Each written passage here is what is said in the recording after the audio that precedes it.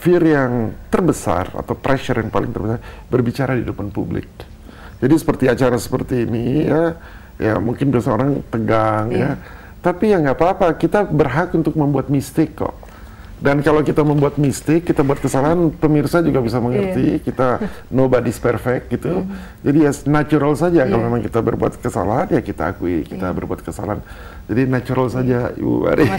Tapi ini menarik sekali Pak Richard, karena tekniknya sangat sederhana. Jadi kalau orang awam seperti saya atau yang lain mungkin yang belum banyak melakukan teknik healing seperti ini, bagaimana Bapak menjelaskan kesederhanaan ini tetapi sangat powerful, memiliki kekuatan yang sangat besar untuk menyembuhkan? Ya, secara logika ya. Kita dalam episode yang lalu kita mengenal karena segala sesuatu apa saja itu adalah energi. Energi tidak bisa diciptakan, tidak bisa dihancurkan. Dia selalu berubah bentuk. Hukum yang kedua, energi itu selalu bervibrasi, selalu bervibrasi. Bentuknya apapun bervibrasi. Tubuh saya energi bervibrasi, tubuh Ibu bervibrasi, gedung ini bervibrasi, lampu ini bervibrasi, sinar pun bervibrasi. Yang ketiga, vibrasi itu selalu mempunyai polaritas. Jadi ketika tadi kita membayangkan emosi kita yang negatif, itu adalah energi.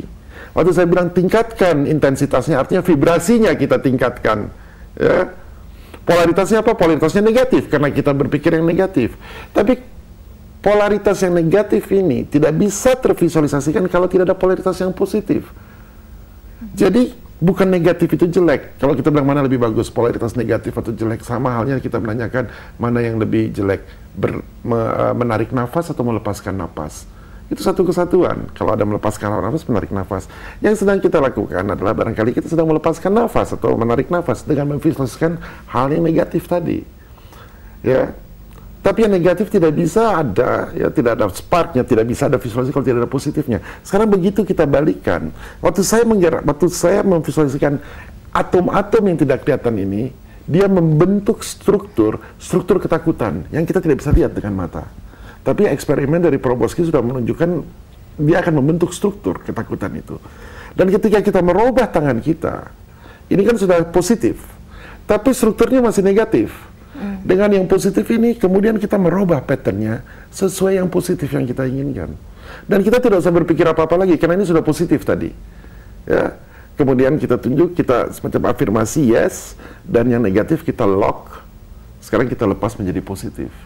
Atom-atom ini akan merubah kita punya pikiran, ya akan merubah kita punya belief system. Kita tidak percaya karena kita tidak melihat. Seperti suara saya, saudara tidak bisa melihat ya Ibu Yani, tapi bisa mendengar kan. Tapi ada banyak hal yang tidak bisa kita lihat, tapi kita tahu ada. Bahwa kita tahu ada banyak hal, misalnya kita tahu bahwa sebenarnya kalau Ibu belum pernah ke Irian, kita tahu bahwa orang Irian itu ada orang Irian, barangkali Ibu bisa melihat melalui film dan sebagainya. Kita tahu eksis walaupun kita tidak pernah lihat. Misalnya, kita tahu bahwa ada binatang di laut yang jarang sekali dikenal, tapi kita tahu binatang itu karena kita pernah lihat fotonya walaupun kita nggak pernah bertemu langsung gitu ya. Nah jadi banyak sekali orang-orang yang melakukan testimoni dan kita jangan asal percaya. Bisa dijelaskan secara logik karena enlightenment kuncinya adalah logik, ada reasonnya, dan ada evidence. Tadi barusan saudara-saudara kita mencoba bersama-sama, saudara bisa melihat, menilai sendiri. Ya, logik yang saya terangkan, reasonnya seperti apa, dan evidence-nya terhadap tubuh dan terhadap emosi saudara-saudara.